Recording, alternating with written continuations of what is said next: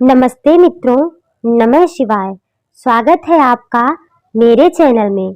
तो आज की कहानी एक बूढ़े भिखारी की है। कहानियाँ जो बच्चों में संस्कार सींचने का बहुत ही अच्छा जरिया बन सकती है। आज की कहानी जो है आपको थोड़ा भावुक कर सकती है, क्योंकि आज आप एक इमोशनल कहानी सुन रहे हैं। जो आपके साथ मैं साझा कर रही हूँ वो एक इमोशनल कहानी है। तो आइए बिना देरी किए कहानी की तरफ चलते हैं। तो चलिए कहानी की तरफ। हर दिन एक भिखारी दरवाजे के पास आकर भीख मांगता था और घर का मालिक हमेशा घर के बाहर आते हुए उसे देखकर फिर जाया करता। कई बार उसके लिए गालियां भी बकता था। वो कहता, तू जिंदा ही क्यों है? पूरी जिंदगी ऐसे ही भीख मांगेगा क्या? धरती का बोझ क्यों बना बैठा है? और कभी कभी तो वह उसे गुस्से में धक्का भी मार दिया करता था।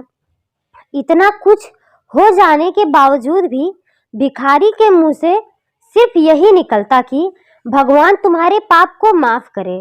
एक बार सेठ को धंधे में बड़ा नुकसान होने की खबर मिली। सेठ बहुत परेशान था कि तभी उसके दरवाजे पर वह भिखारी आया। गुस्से में अपना आपा खोते हुए सेठ ने उस भिखारी को पत्थर मारा। पत्थर लगने के कारण भिखारी का सिर फूट गया और उसके सर से खून बहने लगा। फिर भी दर्द से कराहते हुए भिखारी ने इतना ही कहा, भगवान तुम्हारे पाप को माफ करे। भिखारी वहां से चला गया। सेठ सोच में पड़ गया। भिखारी को पत्थर मारा, फिर भी उसने सिर्फ प्रार्थना की। सेठ का गुस्सा शांत हुआ।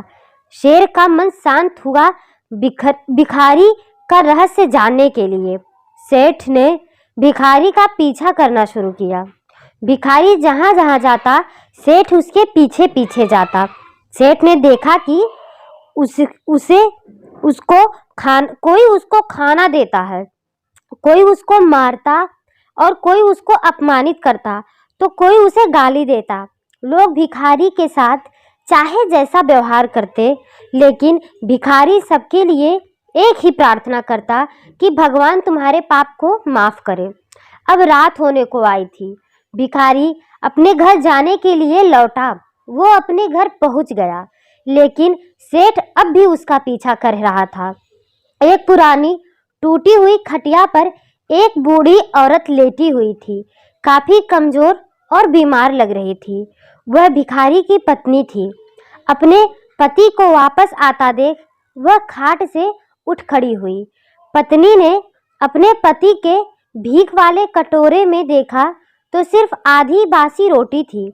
उसे देखकर वह बोली, आज बस इतना ही मिला है? और हाँ, उसके सिर से खून निकल रहा था। यह चोट कैसे लगी? बूढ़ा भिखारी बोला, आज बस इतना ही मिला। किसी ने कुछ दिया ही नहीं। सबने गालियां दी और एक ने पत्थर भी फेंकना शुरू किया, इसीलिए मेरा सर फट गया। एक गहरी ठंडी सांस लेकर बूढ़ा भिखारी फिर से बोला, यह मेरे ही पापों का फल है। तुम्हें याद है कुछ साल पहले हम कितने अमीर थे? क्या कुछ नहीं था हमारे पास। हमारे पास हर चीज जरूरत से ज्यादा थी, लेकिन हमने कभी दान नहीं किया। और उससे भी बुरा हमने उस अंधे भिखारी के साथ किया जो हमारे द्वार पर भीख मांगने आया करता था। बूढ़ी पत्नी की आंखों में आंसू आ गए। वह बोली, हाँ, हम उस बेचारे अंधे के साथ बहुत बुरा करते थे। उसका अपमान करते थे। उसे खाने के लिए रोटी की जगह कागज दिया करते थे। उसका मजाक उड़ाया करते थे और कभी कभी मार भी दिया करते थे। मैंने कभी उसको रास्ता नहीं दिखाया। एक बार मैंने उसके मुंह पर मिट्टी फेंकी थी और वह हमेशा दुखी होकर यही कहता कि भगवान तुम्हारे किए की सजा देगा। भगवान तुम्हारे पापों की सजा जरूर देगा। उसका श्राप सच हुआ और हम दुख भरी जिंदगी में आ गए।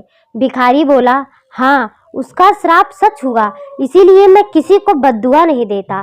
चाहे कोई मेरे साथ कैसा भी बर्ताव करे, मैं हमेशा उसके लिए प्रार्थना करता हूँ। मैं नहीं चाहता कि कोई भी हमारे जैसे जिंदगी का अनुभव करे, किसी को भी हमारे जैसे दुखों का सामना करना पड़े।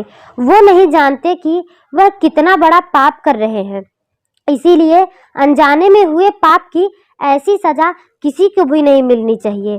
सेठ वहीं पर छुपकर सारी बातें सुन रहा था। अब उसे सब कुछ समझ आ गया था। भिखारी और उसकी पत्नी ने वह आधी रोटी मिल बांट कर खाए और भगवान को धन्यवाद बोलकर सो गए। अगले दिन बड़ा भिखारी फिर से मांगने गया। सेठ के घर के पास जाते ही सेठ ने पहले से गरम रोटियां उसके लिए बनवा रखी थी, उसके लिए निकाल कर रखी थी। उसे देते हुए सेठ विनम्रता से बोला, माफ कर दीजिए बाबा, बहुत बड़ी गलती हो गई। बूढ़ा भिखारी बोला, भगवान तेरा भला करे। इतना कहकर वह आगे निकल गया। इस कहानी से जो सीख लेने लायक है वह बड़ी ही सिंपल है कि आदमी चाहे किसी के बारे में बुरा कहे या भला करे, लेकिन भगवान सिर्फ कर्म का हिसाब उसे देते हैं।